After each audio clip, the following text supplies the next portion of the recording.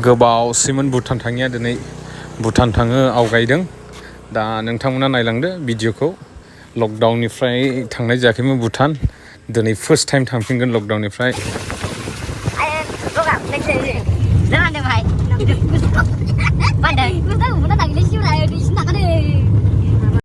दायो दादगारि बाजार मोनफैबाय जोङो थांगासिनो दं माब्ला मोनहैयो लेट जाबोबाय जोंना फैनाया बेलासिबोबाय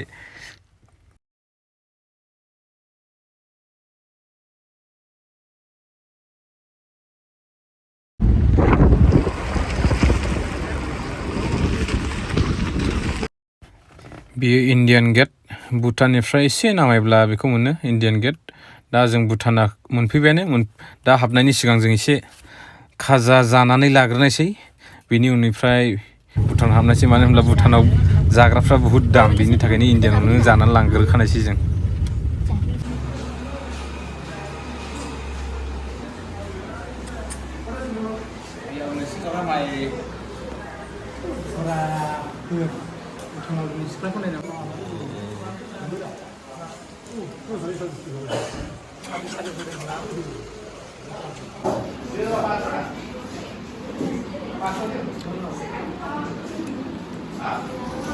ओरैबायदि जाखायो निसो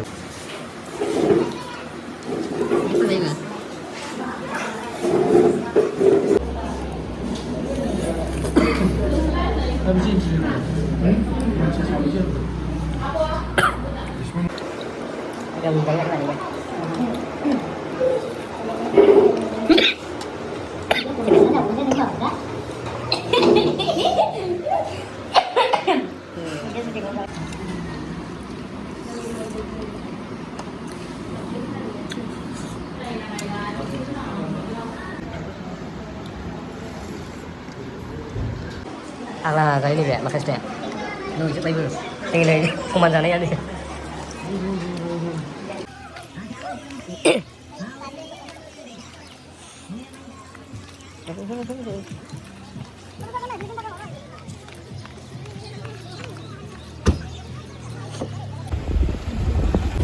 जों जाखांबाय भुटान हाबनोसै नायदो लोगोफोर एबार भुटान सिङाव मा नुयो मा होनब्ला मोनाबोबाय अब्लाबो नोंसिनो देखायनोसै जाखिनि हायो नायलांबाय थादो Selana kamera boleh sini boleh.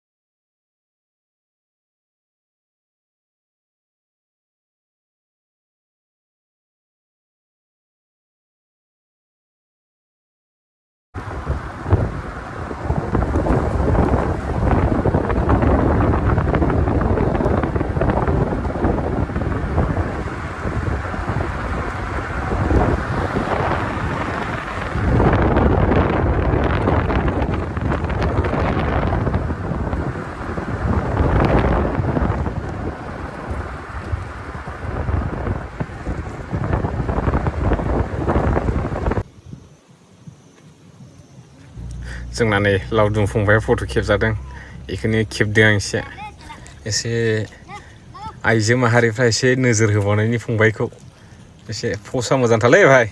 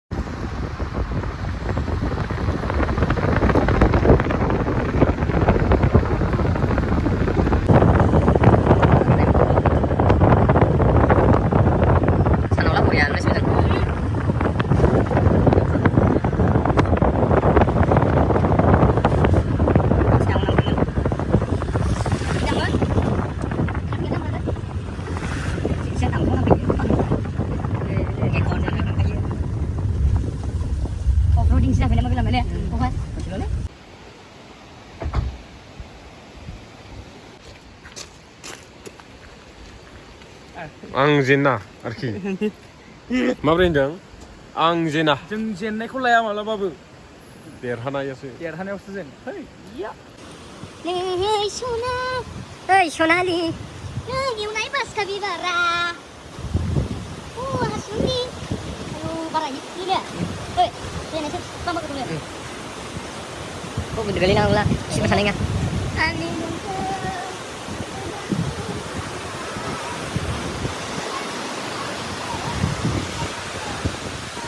mana try babae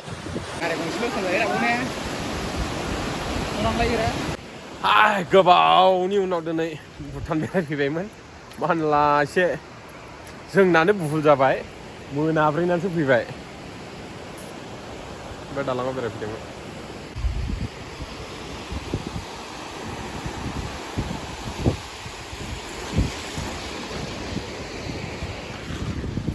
माला फैदों भाई मोना बेरायनो फैदों बार गुसु जानो फैदों after so many years for lockdown we have come today finally in Bhutan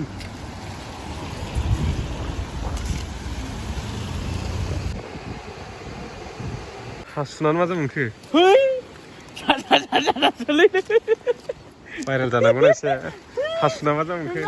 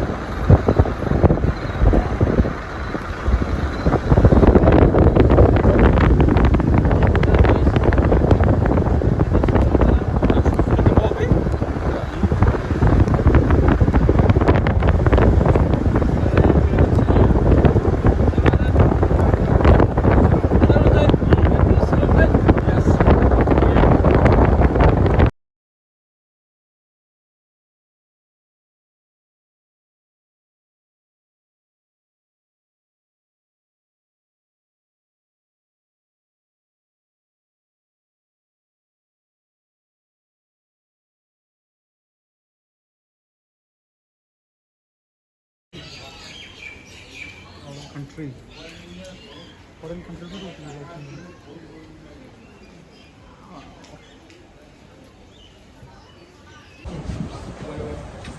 आसानो नेदोंब्ला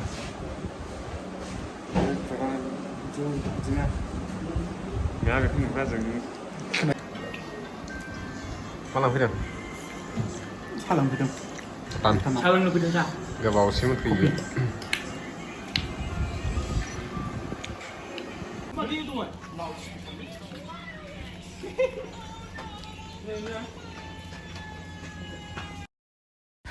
दा बेरायखांबाय न' फारसे आवगायफिननोसै अखाबो हादों मोनाबाय हरनि 8टा जाबाय दा थांफिननोसै जों नायलांबाय थादो आरो ससे दंबाव बेनिफ्राय थाथा दोननोसै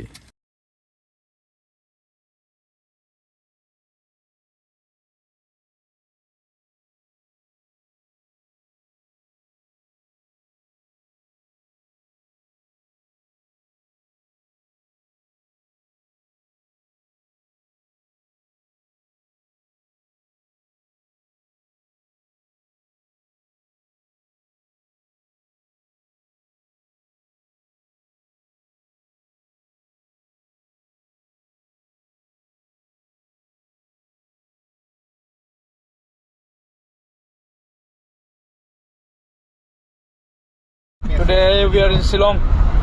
Yeah, brother. Yeah. Shillong. Brother Manjai, we are today Shillong, right? Yes. Okay. That's wow. Taruh dikit-dikit so. Gimana wow na? Yes.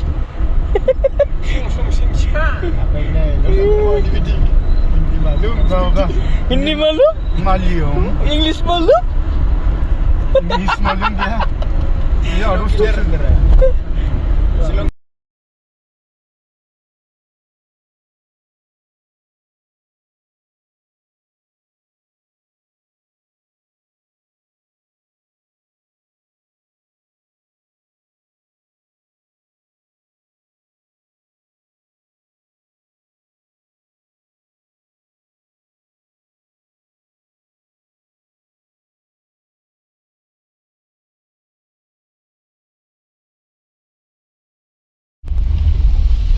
Off-roading sih dah, mana mana mana ya? Mohai.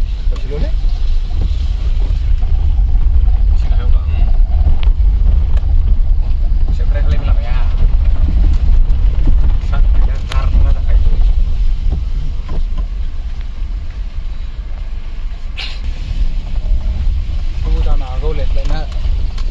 Dia dah kaya dah leh. Ini kisah tu kau ini.